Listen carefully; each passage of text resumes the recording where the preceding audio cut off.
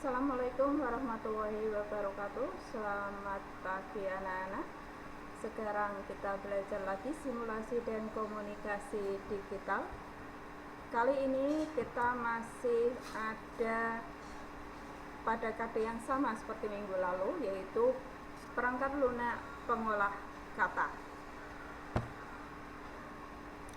Kali ini, karena minggu kemarin kalian sudah belajar tentang pengetikan 10 jari, maka apa yang sudah kalian pelajari tersebut sekarang kalian tuangkan ke dalam sebuah paragraf, ya.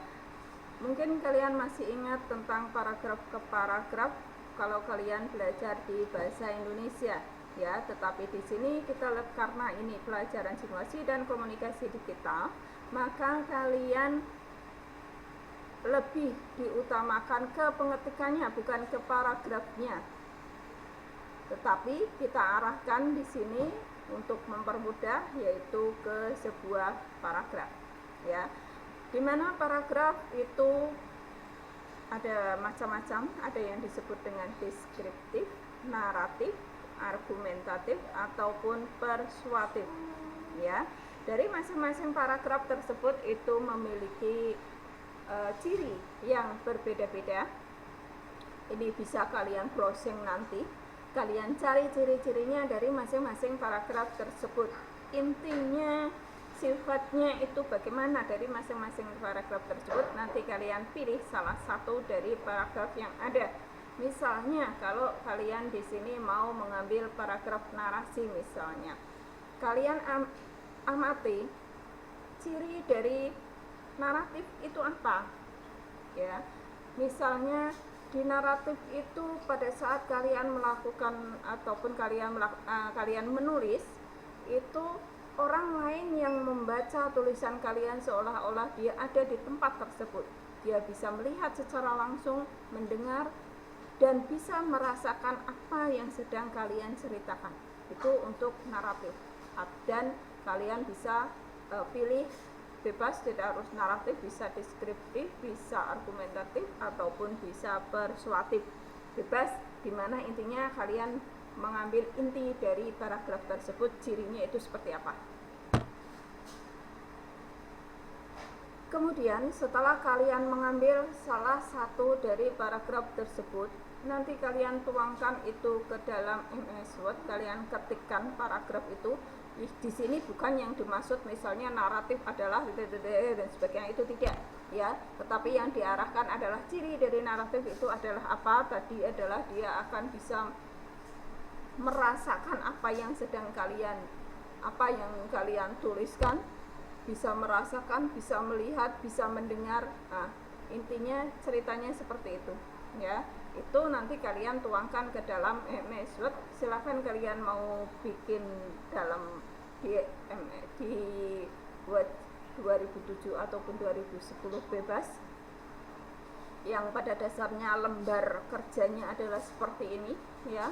Dimana kalau seperti ini kalian pun harus mulai menghafal dari masing-masing menu bar ataupun toolbarnya. Ini kalian harus mulai untuk membiasakan diri bermain di dalam lembar kerja MS Word. Tugas kalian adalah seperti ini, ya.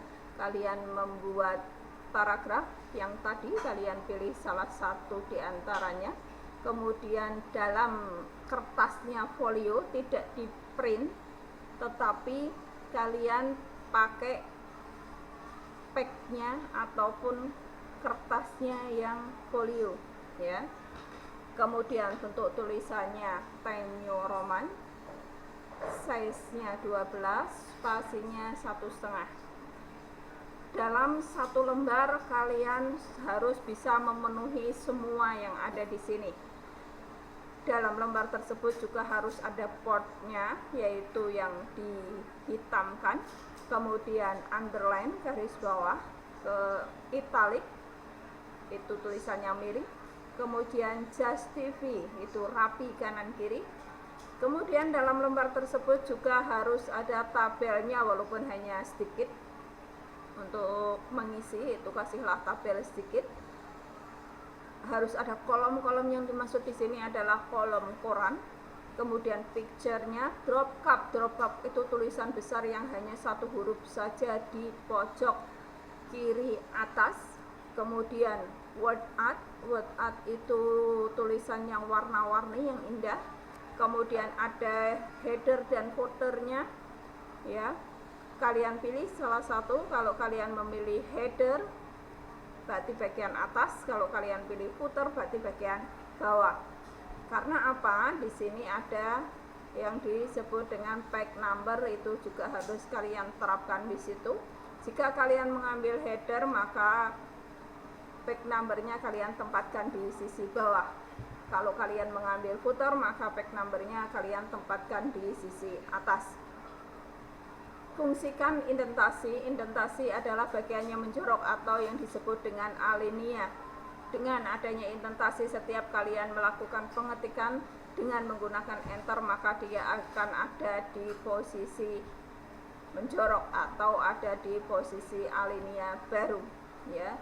Sudah secara otomatis kalau kita gunakan indentasi di awal pengetikan. Kemudian gunakanlah margin cell. Margin cell itu ada di tabel, ya, yaitu untuk menggabungkan beberapa sel menjadi satu sel, itu yang disebut dengan margin cell. Kemudian ada yang disebut dengan split cell. Split cell itu memecah satu sel menjadi beberapa sel. Kemudian ada bullet and numbering. Numbering itu berarti tulisan urutan angka. Kemudian bullet itu gambar, bisa bulat, bisa segitiga dan sebagainya, itu banyak sekali pilihan di sini. Kemudian ada yang disebut dengan clip art. Clip art itu hampir sama seperti picture, ya. Bisa kalian gunakan picture-nya saja atau bisa gunakan clip art-nya saja, silahkan pilih salah satu. Kemudian bentuknya dalam bentuk portrait. Portrait itu apa? Itu berarti tulisan yang berdiri. Kalau yang landscape itu tulisan yang mendatar ataupun yang tidur.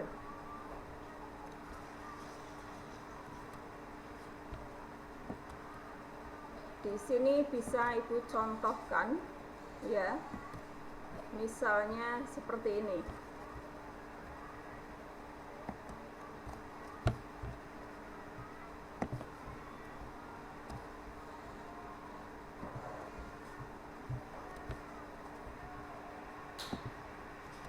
Misalnya seperti ini. Ini adalah dalam satu lembar. Satu lembar dia bisa memenuhi antara lain ini yang disebut dengan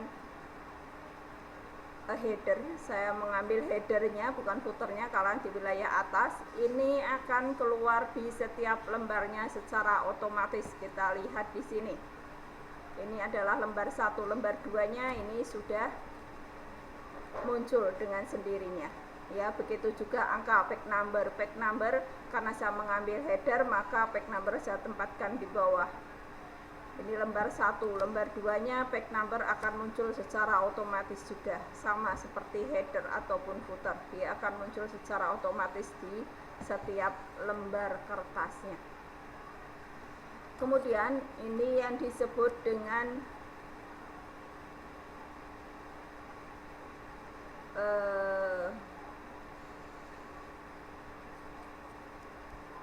numbering, ya, yang disebut numbering. Bullet and numbering. Bulletnya adalah ini yang bulletnya, ini numberingnya.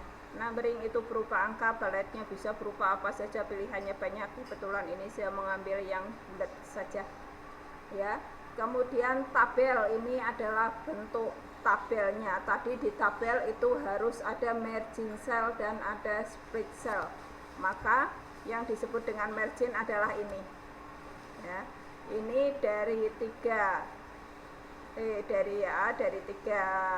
sel kita jadikan menjadi satu sel. Kemudian yang disebut dengan split cell adalah ini adalah satu sel kita pecahkan menjadi 3 sel, ya, seperti itu. Kemudian ada yang disebut dengan Ini yang disebut dengan drop cap adalah seperti ini. Kolom ini yang disebut dengan kolom. Kita pecahkan, kita ambil sedikit saja untuk kolom. Ada yang disebut dengan port, ini adalah port.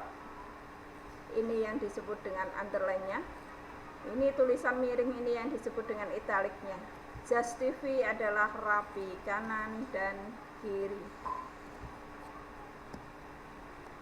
Kemudian ini saya mengambil tidak dari picture-nya tetapi dari clip art-nya. Agar clip art-nya itu tidak memperbanyak tempat, maka kita tempatkan saja dia ada di belakang tulisan. Ya, agar tidak memakan tempat. Kemudian ini yang disebut dengan word art-nya. Ya. Berapa spasinya? Kita bisa lihat spasinya. Spasinya sudah mencapai 1,5 sesuai dengan permintaan. Kemudian size-nya kita bisa lihat size-nya 12. Font-nya adalah Times New Roman, sudah bisa dilihat di sini. Bentuknya portrait. Portrait adalah berdiri, ini adalah portrait. Ya. Sehingga dalam satu lembar kita sudah bisa memenuhi dari keseluruhan ini. Ya, itu yang Bena harapkan seperti itu. Silakan kalian membuat, tetapi nanti untuk kalian di sininya kata-katanya di sini adalah kata-kata dari paragraf tadi, apakah deskriptif, naratif, argumentatif dan sebagainya. Silahkan kalian berkarya. Ya, membuat paragraf dan harus memenuhi dari perintah yang ada di sini.